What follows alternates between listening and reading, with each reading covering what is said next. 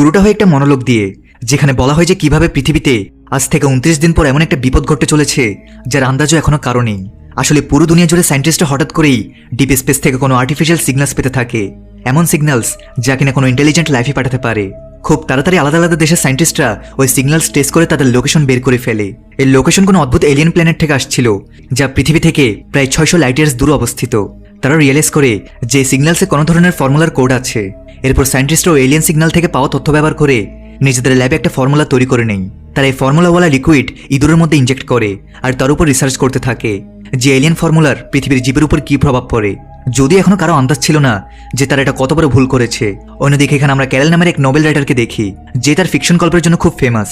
কিছুদিন হলো সে আরো ফেমাস হয়ে গেছে, কারণ তার রিসেন্ট নোবেল সবচেয়ে বেশি বিক্রি হচ্ছে। অনেক মানুষ শুধু তার সাথে ফটো আর অটোগ্রাফ নেওয়ার জন্য লাইনে দাঁড়িয়ে থাকে। যদিও ক্যারেলের নিজের নোবেল অতটা ভালো লাগে না, আর তার বিশ্বাস সে এর চেয়েও ভালো লিখতে পারে, তাই সে এখন তার পরবর্তী নোবেল শুরু করার আগে তার লাভার হেলেনার সাথে কিছুদিন হলিডেসে কাটাতে বেরিয়ে পড়ে। ক্যারেল একজন লেসবিয়ান। ঠিক এই সময় সায়েন্টিস্ট ও এলিয়েন ফর্মুলা লাগিয়ে সব ইঁদুরের উপর এক্সপেরিমেন্ট করতে থাকে। আজও দুজন রিসার্চার তাদের পুরো প্রোটেক্টিভ স্যুট পরে কন্ট্রোলড এনভায়রনমেন্টে ইঁদুরগুলোর টেস্টিং করতে থাকে, যাদের মধ্যে তারা গত কয়েকদিনে ও এলিয়েন ফর্মুলা ইনজেক্ট করেছিল। এখন তারা দেখে যে বাকি সব ইঁদুর তো নর্মাল লাগছে, কিন্তু একটা ইঁদুর নড়াচড়া করছে না। তাই জেনি নামের এক রিসার্চার হাত থেকে গ্লাভ খুলে ওই ইঁদুরটার পালস চেক করতে থাকে, কিন্তু যখনই সেটা করে তখনই ওই ইঁদুরটা উঠে তার হাতে কামড় দেয়। জেনি জলদি করে ওই ইঁদুরটাকে নিচে ফেলে নিজের হাতকে ডিসইনফেক্ট করতে যায়, যাতে কোনো ইনফেকশন না ছড়ায়। তখন তার অন্য সাথে ইঁদুরটাকে ধরার চেষ্টা করে।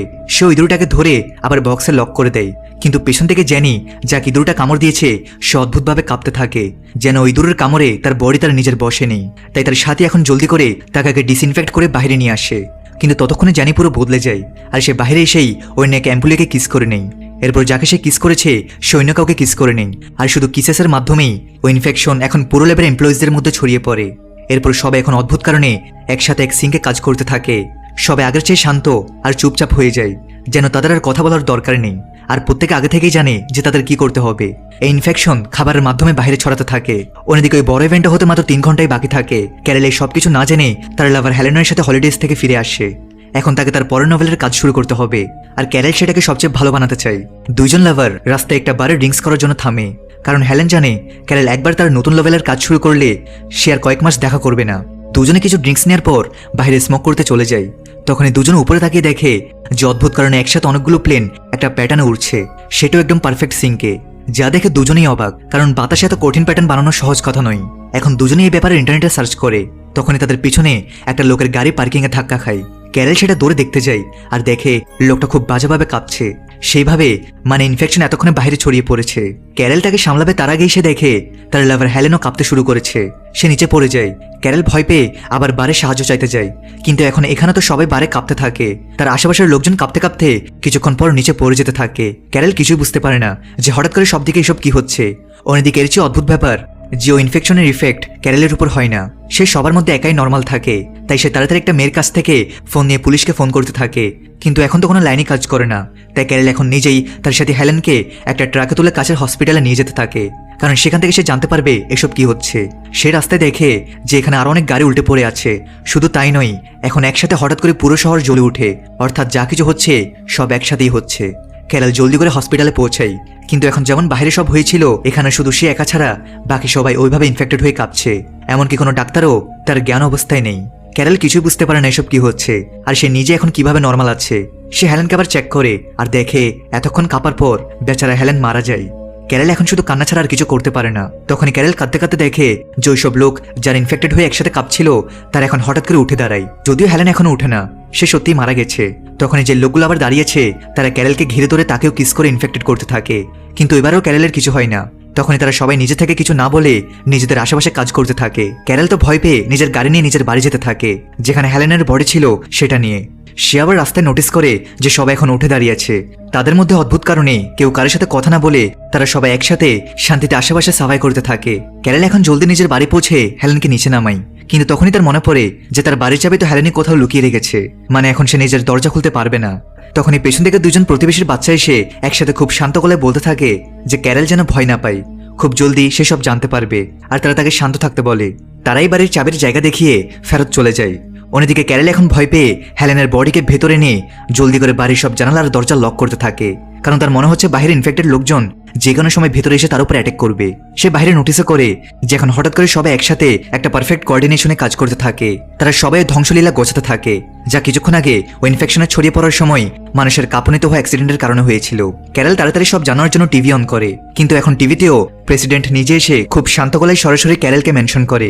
সে সরাসরি ক্যারেলের নাম নিয়ে বলে তাদের পুরো দেশে শুধু সেই একা বেঁচে আছে যে এখনো নর্মাল আছে। ছোট্ট একটা ব্রেক দিয়ে আবার মূল ভিডিওতে ফিরে যাচ্ছি। বর্তমানে বিশ্বের অন্যতম জনপ্রিয় বিশ্বস্ত অনলাইন বুকমেকার প্ল্যাটফর্মের সাথে তোমাদের পরিচয় করে দিতে চাই, যার অফিসিয়াল পার্টনার হচ্ছে সিরিয়া এবং পিএসজি। এই অ্যাপে তুমি সমস্ত লাইভ ম্যাচের ফলাফল এবং লাইভ ম্যাচ দেখতে পারবে, এমনকি তুমি স্কোর অনুমান করতে পারবে। এই অ্যাপে রয়েছে ক্র্যাশ গেম থেকে শুরু করে online salt, live match streaming এবং রিয়েল টাইম গেমিং, যেখানে তুমি আইফোন, ল্যাপটপ এমনকি BMW এর মতো পুরস্কার জিততে পারো। কিন্তু সবার সেরা পছন্দ অবশ্যই চিকেন রোড। এই গেমটি খেলে সবাই দারুণ এনজয় করে, তাই যদি তুমি এখন এটি ট্রাই করে না থাকো তাহলে মিস করছো। আর সবচেয়ে ভালো বিষয় হচ্ছে নতুন ইউজাররা আমার প্রোমো কোড ব্যবহার করে সাইন আপ করলে 26,000 টাকা পর্যন্ত বোনাস এবং ফ্রি স্পিন পেতে পারে। আর যেটা টাকা তুমি চাইলে বিকাশ, রকেট, নগদ ব্যাংক এবং অন্যান্য সহজ পদ্ধতির মাধ্যমে খুব সহজেই তুলে নিতে পারো। তাহলে আর দেরি কিসের? রেজিস্ট্রেশনের জন্য পিন কমেন্টে থাকা লিঙ্কে ক্লিক করো অথবা গুগলে গিয়ে অনুসন্ধান করো, আর রেজিস্ট্রেশনের সময় প্রোমো কোড ব্যবহার করে বোনাস পাও। এটি শুধুমাত্র একটি বিজ্ঞাপন। এই ধরনের অ্যাপে আর্থিক ক্ষতির সম্ভাবনা আছে, তাই এই ধরনের অ্যাপ থেকে দূরে থেকো। তারা ক্যারেলকে সব সত্যি জানার জন্য একটা নাম্বার ডায়াল করতে বলে। এখন ক্যারেল জলদি করে টিভিতে বলা নাম্বারের উপর কল করে দেয়। এরপর এখন ফোনে একটা লোক ক্যারেলকে শান্ত থাকতে বলে। সে সবকিছু বোঝাতে থাকে। ক্যারেল নোটিস করে যে ফোনে ওই লোকটার আওয়াজ খুব শান্ত আর গোছানো লাগছে। এখন এই লোকটা সবার আগে ক্যারেলকে বিশ্বাস করায় যে সে একদম সেফ আছে, কেউ তাকে কিছু বলবে না, আর সে আগামী কয়েকদিন যেন বাড়িতেই থাকে, যাতে আজ রাতে বাইরে যা ধ্বংসযোগ্য হয়েছে তা সব পরিষ্কার করতে পারে। ক্যারেল ভয় পেতে পেতে জিজ্ঞেস করে যেসব কি হচ্ছে, আর মানুষ অদ্ভুত কারণে এক অপরের সাথে কথা না বলেই সব কাজ কিভাবে করতে পারে। যার উত্তরে ফোনে থাকা লোকটা জানাই এখন আজকের রাত থেকে দুনিয়ার কোনো মানুষ একা নেই, তারা সব একসাথে একটা হাইভ মাইন্ডের সাথে জুড়ে গেছে। এমন একটা সিগন্যাল যা সবাইকে এক এক করে তাদের একসাথে অর্ডার দিতে পারে। আর এই অর্ডারস অন্য কেউ নয়, বরং ওই এলিয়েন লাইফই দিচ্ছে, যা পৃথিবী থেকে পুরো 600 লাইট ইয়ার্স দূরে ছিল। তারা এখন ক্যারেলকে সব বোঝাতে শুরু করে কিভাবে আজ থেকে 14 মাস আগে প্রথমবার ওই এলিয়েনরা পৃথিবী নামক গ্রহকে খুঁজে পেয়েছিল। আর তখন থেকেই তারা পৃথিবীর লাইফ আর মানুষের ইতিহাস সম্পর্কে জানতে শুরু করে দেয়। তাদের মানুষের ব্যাপারে এতটা জানা ছিল যে মানুষ কোনো জিনিসের ব্যাপারে জানুক বা না জানুক, তবুও তারা তাদের সিগন্যাল ডিকোড করবে। তারা তাদের সিগন্যালসের মাধ্যমে এমন ফর্মুলা পাঠিয়ে দেয় যাতে ইনফেক্টেড হওয়া সব মানুষের ব্রেন তাদের হাইভ মাইন্ডের সাথে কানেক্টেড হয়ে যায়। আর তারপর তো আজকের দিনে ওই ইনফেকশন ছড়িয়ে পড়ার পর সব মানুষের ব্রেন ওই এলিয়েন সিগন্যালের সাথে জুড়ে যায়। আর তারা সবাই কমপ্লিট হতে হতে একটা হাইভ মাইন্ডের সাথে জুড়ে গেছে। মানে এখন পৃথিবীতে থাকা মানুষের কাছে নিজেদের আলাদা কোনো চেতনা নেই, তারা সবাই একটা সিগন্যাল ইউনিফাইড এন্টিটি হয়ে গেছে, যারা একবার অর্ডার দেওয়ার পর কোনো কথা না বলেই একসাথে এক সিঙ্কে এই পারফেক্ট কোয়ারেন্টিশনে কাজ করতে থাকে। আর এইসব এলিয়েন্সরা পৃথিবীর ইতিহাস দেখেই করেছে। তারা দেখছিল যে কিভাবে মানুষ প্রায় একে অপরের উপর অ্যাটাক করে নিজেরা পুরো প্ল্যানেটকে ক্ষতি করতে থাকে। তাই তারা মানুষকে একসাথে মিলিয়ে আর্থ প্ল্যানেটকে আরো ভালো করার কথা ভাবে। এখন ক্যারেলকে এন্টিটির দ্বারা বলা হয় যে তাদের পারফেক্ট সিগন্যালের পরেও পুরো দুনিয়া জুড়ে সে সহ 12 জন আরও এমন লোক বেঁচে গেছে যাদের উপরে কোনো কারণে ইনফেকশনের কোনো আচর হয় না, মানে তারা সবাই ইমিউন। তাই এখন এই এন্টিটি ক্যারেলকে অফার করে যে সেও তাদের সাথে মিলে এই দুনিয়াকে ভালো করার অবদান রাখুক আর নিজের ইচ্ছাই তাদের মধ্যে সামিল হয়ে যাক। তারা এখানে পৃথিবীর ক্ষতি করতে আসেনি, বরং একে ভালো করতে এসেছে। যদিও ক্যারেল রাগে ফোন কেটে দেয়, কারণ সে নিজে বাকি সবার মতো হতে চায় না। অন্যদিকে এখন পর্যন্ত বাকি দুনিয়া জুড়েও সব দিকে ইনফেকশন ছড়িয়ে পড়েছিল। সব মানুষ ওই কালেকটিভ হাইভ মাইন্ডের সাথে জুড়ে যেতে থাকে। আর এখন পর্যন্ত যেসব অ্যাক্সিডেন্ট হয়েছিল তারা সেগুলোকে সামলাতে থাকে। সব দিকে পরিষ্কার পরিচ্ছন্নতার কাজ জারি ছিল। এরই মাঝে আরেকজন মহিলা যে ক্যারেলের মতো ইমিউন থেকে গেছে, সে এখন একটা প্লেন দিয়ে অন্য দেশে যেতে থাকে যাতে সে জানতে পারে যে সত্যি কি সেখানেও এমন হয়েছে কিনা। এদিকে এখন ক্যারেলের চোখ সকালে খোলে, আর তার তো এখনো বিশ্বাসই হচ্ছে না যে শুধু এক রাতেই পুরো দুনিয়া বদলে গেছে। তাই সে এখন সবার আগে নিজের মৃত লাভার হেলেনকে দাফন করার সিদ্ধান্ত নেয়, কারণ হেলেনের মতো অনেক মানুষ যারা ইনফেক্টেড হয়ে গেছে কিন্তু হাইভ মাইন্ডের সাথে জুড়তে পারেনি, তারা মারা গেছে। এখানে ক্যারেল এখন অনেকক্ষণ ঘোরার পর খুব ক্লান্ত হয়ে যায়, কারণ তার গার্ডেনে পাথর ভরা ছিল। আর ক্যারেল এত ঘন্টা ঘোরার পরেও এত গভীর গর্ত করতে পারেনি যে সে হেলেনকে দাফন করতে পারে। সে খুব ক্লান্ত হয়ে গিয়েছিল। তখন এখন সামনে থেকে হাইভ মাইন্ডের সাথে যুক্ত একটা মেয়ে তাকে পানি অফার করে, কারণ ক্যারেল কিছু না খেয়েই সকাল থেকে কাজ করছিল। যদিও এখন ক্যারেল রাগে বলে যে তারা সবাইকে তার উপর নজর রাখছে, ওই মহিলা জানায় যে হ্যাঁ, উপর থেকে ড্রোনস আর নিচ থেকে তারা সবাই তার উপরই নজর রাখছে, কিন্তু তারা তো শুধু তাকে সেফ রাখতে চায় যাতে সে ডিহাইড্রেট হয়ে নিচে না পড়ে যায়। এখন ক্যারেল রাগে পানি নিচে ফেলে দিয়ে বলে ওয়েলিয়ান্সদের তার জন্য এত চিন্তা কেন। তখন এসে নোটিস করে যে এই মহিলার চেহারা তার আগের ফেমাস নোবেলের হিরোর মতো দেখতে। তখন এই মেয়েটা নিজের নাম জোশিয়া বলে আর রিভিল করে যে যখন ক্যারেলের বন্ধু হেলেন ওই হাইভ মাইন্ড দিয়ে ইনফেক্টেড হয়েছিল, তখনই তার সব মেমোরিজ ওই হাইভ মাইন্ডের ভিতরে স্টোর হয়ে গিয়েছিল। আর সেখান থেকে তারা ক্যারেলের ব্যাপারে সব জানতে পারে। তাই হাইভ মাইন্ড স্পেশালি তাকে ক্যারেলের কাছে পাঠিয়েছে যাতে ক্যারেল তার সাথে কানেকশন ফিল করে, আর তারপর সে হাইভ মাইন্ডের সঙ্গ দিতে রাজি হয়ে যায়। ক্যারেল রাগে ফেটে পড়ে যে সে তাদের সঙ্গ কখনোই দিবে না। তাদের কারণেই গত রাত থেকে অনেক মানুষ মারা গেছে, আর ওই এলিয়েন্সদের কোনো অধিকার নেই যে তারা পৃথিবীর মানুষের ভবিষ্যতের ফয়সালা করবে। আর এখন যেমন যেমন ক্যারেলের রাগ বাড়তে থাকে, এখানে জোশে বেহুশ হয়ে যায়। ক্যারেলের রাগে গাড়ি নিয়ে বেরিয়ে যায়, কিন্তু একটু এগিয়ে যেতেই রাস্তায় সে নোটিস করে যে যেই সব লোক হাইভ মাইন্ডের সাথে কানেক্টেড ছিল তারা সব হঠাৎ করে মোশনলেস হয়ে গেছে। আর তখনই তাকে পেছন থেকে জোশে এসে রিভিল করে এই জন্যই হাইভ মাইন্ড ক্যারেলকে নিজের সাথে আনতে চায়, কারণ ক্যারেলের স্ট্রং ইমোশনস এলিয়েনের আশেপাশের কানেকশনসকে উইক করছে। আর যেসব মানুষ হাইভ মাইন্ডের সাথে কানেক্টেড আছে, ক্যারেলের রাগের কারণে তাদের লিঙ্কও ভেঙে যায়, আর তারা ওখানেই থেমে যায়, তারা যাই করতে থাকুক না কেন। এখন ক্যারেল জলদি করে একটা কনস্ট্রাকশন ওয়ার্কারকে বাঁচানোর চেষ্টা করতে থাকে, যে কিনা তারই রাগের কারণে জ্যাম হয়ে গিয়েছিল। কিন্তু তখন এখন তার শান্ত হওয়ার সাথে সাথে সব মানুষ আবার নর্মাল হতে থাকে, আর তারা ক্যারেলকে অনুরোধ করে সেজন্য শান্ত থাকে। এখন ক্যারেল আবার নিজের বাড়ি চলে আসে।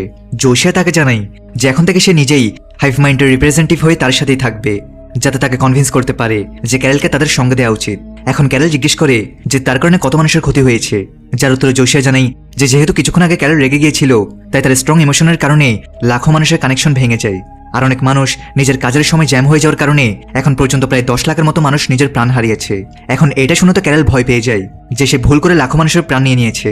অন্যদিকে এই ঘর থেকে পুরোদিন বাইরে খোঁড়ার কারণে তার অবস্থা আগে থেকে খারাপ ছিল, তাই এখন জলদি হাইভ মাইন্ডের দ্বারা তার জন্য একটা ছোট গর্ত খোঁড়ার মেশিন পাঠিয়ে দেওয়া হয়, যেন ক্যারেল প্যারেশান না হয়। আর জোশিয়া নিজেই ক্যারেলের জন্য সব কাজ করে দেয়। এখন ক্যারেল জোশিয়াকে জিজ্ঞেস করে যে সে ছাড়া পুরো দুনিয়া জুড়ে আর কত মানুষ এই ইনফেকশন থেকে ইমিউন হয়ে গেছে।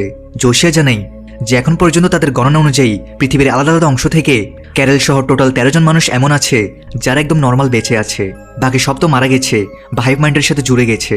তাই ক্যারেল এখন সিদ্ধান্ত নেই তার মতো ওইসব ইমিউন লোকদের সাথে দেখা করবে, আর তারপর তারা একসাথে মিলে ঠিক করবে যে তাদের এই এলিয়েন এন্টিটিকে পৃথিবী থেকে বাইরে কিভাবে করতে পারে। এদিকে জোশিয়া হাইভ মাইন্ডের মাধ্যমে ক্যারেলকে জানিয়ে দেয় যে সব বেঁচে যাওয়া নর্মাল মানুষ ক্যারেলের সাথে দেখা করার জন্য হ্যাঁ বলে দিয়েছে, আর হাইভ মাইন্ড নিজেই তাদের একটা জায়গায় মিলিয়ে দিবে। এরপর জোশিয়া এখন ক্যারেলকে একটা প্রাইভেট প্লেনে করে মিটিং এর পয়েন্টে নিয়ে যেতে থাকে। ক্যারেল নোটিস করে হাইভ মাইন্ড তার জন্য সবকিছু করছে, তারা তাকে সবকিছু দিতে তৈরি আছে, কিন্তু তবুও তার হিসেবে প্রত্যেক মানুষের শুধু স্বাধীনতা দরকার হয়। এখন ক্যারেল ফাইনালি নিজের ছাড়া অন্য ইমিউন লোকদের সাথে দেখা করতে পৌঁছে যায়, যা পুরো দুনিয়া জুড়ে আলাদা আলাদা দেশ থেকে ছিল। এদের মধ্যে লক্ষ্মী নামের এক মহিলা ইন্ডিয়া থেকেও এসেছে। এখন সবাই ক্যারেলকে জানাই যে কিভাবে তারা ছাড়া তাদের পুরো ফ্যামিলিজ অলরেডি হাইভ মাইন্ডের সাথে জুড়ে গেছে, আর শুধু তারাই এই ইনফেকশন থেকে কিভাবে ইমিউন থেকে গেল, যদিও তাদের মধ্যে একজন মেম্বার এখনো পৌঁছায়নি। আর তারা বাইরে বেরিয়ে দেখে যে আরও একজন ইমিউন মেম্বার ডিয়াগো এখন প্রেসিডেন্টের প্রাইভেট প্লেনে সফর করছে, আর সে বাকি সবাইকে নিজের প্লেনে ডেকে নেয়। আসলে ডিয়াগো এখন এই নতুন সিচুয়েশনের পুরো সুবিধা তুলছে, কারণ হাইভ মাইন্ড পুরো দুনিয়া জুড়ে বেঁচে থাকা তার মতো ইমিউন লোকদের তারা যা কিছু চায় তাই প্রোভাইড করছে। তাই ডিয়াগোটার সুবিধা তুলে হাইভ মাইন্ডের থেকে মেয়ে থেকে শুরু করে প্লেন্স পর্যন্ত প্রত্যেকটা জিনিস নিজের পছন্দ মতো আনতে থাকে। ডিয়াগো ক্যারেল আর বাকি সবাইকে বলে এখন তারা এই নতুন দুনিয়ায় যা খুশি তাই করতে পারে, এমনকি তারা কোনো মানুষকেও চাইতে পারে যে কিনা হাইভ মাইন্ডের সাথে যুক্ত, আর তারপর হাইভ মাইন্ড তাদের সবকিছু দিয়ে দিবে। যদিও এখন ক্যারেলকে তো ওই সবার সাথে একান্তে কথা বলতে হতো, তাই আগে সে হাইভ মাইন্ডের কন্ট্রোলে থাকা সব মানুষকে বাইরে বের করে দেয়। তারপর সেসব মাইক্রোফোনস রেকর্ডিং ডিভাইসকে বন্ধ করে দেয়, যাতে হাইভ মাইন্ড মানে এলিয়েন্সরা তাদের কথা শুনতে না পারে। ক্যারেল এখন যে কোনোভাবে সব মানুষকে হাইভ মাইন্ডের কন্ট্রোল থেকে ছাড়িয়ে দুনিয়াকে আবার আগের মতো করতে চাইছিল। আর এখন যখন তারা সবাই একা হয়ে যায়, তখন ক্যারেল বাকি লোকদের জিজ্ঞেস করে যে তাদের মধ্যে কি কেউ সায়েন্টিস্ট আছে বা কোনো এমন রিসার্চার আছে যে কিনা এলিয়েন অর্থাৎ হাইভ মাইন্ডের দুর্বলতা বলতে পারে, আর তারপর তার সাথে মিলে দুনিয়াকে আবার আগের মতো করে দিবে। কিন্তু দুর্ভাগ্যবশত এখন কারো কিছুই জানা নেই। তখন এখন লক্ষ্মীর আগে ক্যারেলের উপর ফেটে পড়ে। সে রিভিল করে যে যখন কাল ক্যারেল রেগে গিয়েছিল, তখন দুনিয়ার সব মানুষ যারা হাইভ মাইন্ডের সাথে কানেক্টেড ছিল তাদের মধ্যে অনেকেই মাঝখানে জ্যাম হয়ে নিজের প্রাণ হারিয়েছে, আর তাদের মধ্যেই তাদের গ্র্যান্ডফাদারও ছিলেন, যিনি ইন্ডিয়াতে কাজ করার সময় ক্যারেলের কারণে নিজের প্রাণ হারান। আর তিনি ছাড়াও পুরো দুনিয়া জুড়ে 10 লাখেরও বেশি মানুষ মারা গেছে, আর সেটাও ক্যারেলের জন্য। লক্ষ্মী আরও বলে যে ক্যারেলকে আগে বুঝতে হবে যে এলিয়েন্স আমাদের ক্ষতি করতে নয়, বরং পৃথিবীকে হিল করতে এসেছে, কারণ মানুষ গত কয়েক শতাব্দী ধরে পুরো পৃথিবী গ্রহকে দ্রুত ধ্বংস করছিল। বড় বড় ফ্যাক্টরিজ আর ওভার পপুলেশনের কারণে পুরো গ্রহের আবহাওয়া খারাপ হচ্ছিল। এখন লক্ষ্মী ছাড়া বাকি সবারও এমনটাই ধারণা ছিল। ডিয়াগো বলে যে এখন হাইভ মাইন্ডের কারণে দুনিয়া অনেক ইমপ্রুভ হয়ে যাচ্ছে। হঠাৎ করে সব দিকে ক্রাইম থেমে গিয়েছে। সব অ্যানিমালস যা মানুষরা বন্দী করে রেখেছিল, হাইভ মাইন্ড ওই সব কিছুকে ফ্রি করে দিয়েছে। অন্যদিকে এখন পৃথিবীর সব মানুষ যারা হাইভ মাইন্ডের সাথে কানেক্টেড আছে, তারা শুধু বেঁচে থাকার মতোই ভেজিটেরিয়ান খাবার খায়। মানে হাইভ মাইন্ড আসার পর মানুষ শুধু টেস্টের জন্য জানোয়ারদের মারতে পারে না, আসলে এলিয়েন্সদের জন্য পৃথিবীর সব জীব চাই, সে মানুষ হোক বা জানোয়ার, সবাই এক সমান। ডিয়াগো রিভিল করে যে কিভাবে এখন হাইভ মাইন্ড আসার পর প্রত্যেকটা মানুষ নিজের অংশের পুরো কাজ করে, আর সেটাও কোনো লোভ ছাড়া। এখন সব সমান হয়ে গেছে, কেউ ধনী বা গরিব বেছে নেই। কিন্তু এখন ক্যারেল বলে যে সব দেখতে তো ভালো লাগছে, কিন্তু সময়ের সাথে সাথে মানুষ নিজে থেকে কিছু করতে পারবে না। অন্যদিকে উল্টো বাকি সবাই বলে যে তারা তো নিজেই ইনফেক্টেড হয়ে তাদের ফ্যামিলির মতো হতে চায়। তাদের এখন আর নর্মাল থাকতে হবে না। তাদের কথা মতো তাদের পুরো ফ্যামিলিজ হাইভ মাইন্ডের সাথে খুব খুশি আছে, সাথে তারাও থাকবে। কিন্তু এখন ক্যারেল এটাকে কোনো নেশার মতো বলে। কিভাবে একজন নেশাখোর নেশায় থাকার কারণে খুশি হয়, সে বাকিদের সামনে নেশার প্রশংসাও করে। কিন্তু যাদের নেশা নেই তারা জানে যে যদি কেউ নেশা করে খুশি হয় তবে এর ক্ষতি তার শরীরকে উঠাতে হয়। এমনই নেশার সমান সে হাইভ মাইন্ডের কন্ট্রোলে থাকা লোকদের মনে করে যে যখন তাদের কাছে নিজের ইচ্ছাই নেই, তারা স্বাধীনও নয়, তো তাদের খুশি হওয়া কোনো মানে রাখে না। তাই এখন ডিয়াগো ক্যারেলকে এটা দেখানোর জন্য যে তারা এই নতুন দুনিয়াতে কত খুশি থাকতে পারে, সে একটা আলিশান লাঞ্চ আয়োজন করে, যাতে হাইভ মাইন্ডের দ্বারা কন্ট্রোলের সব মানুষ তাদের জন্য ওইসব করবে যা তারা বলবে। যদিও এখন খাওয়ার সময় জোশিয়া সবাইকে রিভিল করে যে যেহেতু হাইভ মাইন্ডের কাছে পৃথিবীর সব জীবিত প্রাণী এক সমান, সে কারোর মধ্যে কোনো ভেদাভেদ করে না, তাই এখন থেকে খাওয়ার জন্য তারা কখনো ননভেজ খেতে পারবে না। তারা চাইলেও কোনো জানোয়ারকে মারতে পারবে না। এখন থেকে কোনো জীবকে অন্য জীবকে মেরে খাওয়ার অনুমতি নেই, যা শুনে বাকি সব মেম্বার্স খুশি হয় যে হাইভ মাইন্ডটা সবার জন্য সমান। যদিও এখন ক্যারেল আবার রাগে মাছ খাওয়া থেকে উঠে যেতে থাকে, কারণ সে ছাড়া আর কেউ চায় না যে দুনিয়া আবার আগের মতো হয়ে যাক। কিন্তু এখন আবার ক্যারেলের রাগ হওয়ার কারণে হাইভ মাইন্ডে থাকা লোকদের কানেকশন ভাঙতে থাকে, আর তারা ওখানেই পড়ে যায়। তাই এখন কিছুক্ষণ পরে সব শান্ত হলে ক্যারেলের আবার খারাপ লাগে যে তার রাগের কারণে আবার দ্বিতীয়বারের মতো সব লোককে কষ্ট পেতে হয়েছে। অন্যদিকে বাকি নর্মাল ইমিউন মেম্বার্স যাদের ফ্যামিলির লোকেরা ক্যারেলের কারণে ট্রান্সে চলে গিয়েছিল, তারা সবাই রাগে ক্যারেলকে ছেড়ে চলে যায়। সে সেখানে শুধু ক্যারেলের কাছে ডিয়াগোই বেঁচে ছিল, আর সেও এখন শেষে ক্যারেলকে বলে সে তো এখন তার প্রাইভেট প্লেন করে দুনিয়া ঘুরবে, তাই সে ক্যারেলের সাথে জোশিয়াকে নিজের সাথে নিয়ে যেতে চায়। যদিও এতে ক্যারেলের রাগ হতে থাকে যে ডিয়াগো এভাবে কারো বডিকে ব্যবহার করতে পারে না। অন্যদিকে জোশিয়া তো নিজে থেকে নিজের জন্য সিদ্ধান্ত নিতে পারে না যে সে ডিয়াগোর সাথে যেতে চায় কিনা। যা কিছু হাইভ মাইন্ড তাকে বলবে সেটাই তাকে করতে হবে, আর হাইভ মাইন্ডের সব নর্মাল লোকদের খুশি করতে চাই যাতে তারা কন্ট্রোল শেষ না করে। আর ক্যারেল তো শুরু থেকেই কন্ট্রোলের কথা বলছিল, এখন সেই লোকদের মধ্যে কারো কাছেই নিজের জন্য সিদ্ধান্ত নেওয়ার কোনো ফ্রিডম নেই। ডিয়াগো হাইভ মাইন্ডের থেকে যাকে যাকে চেয়েছে সে সব পেয়েছে, আর এখান থেকে ক্যারেল সিদ্ধান্ত নেই যে এখন আগে চাই যা কিছু হয়ে যাক, তার সাথে কোনো মেম্বার সঙ্গ না দিক। সে শুধু এখন একাই এই হাইভ মাইন্ডকে শেষ করে পুরো পৃথিবীকে আবার আগের মতো করে দিবে। তাই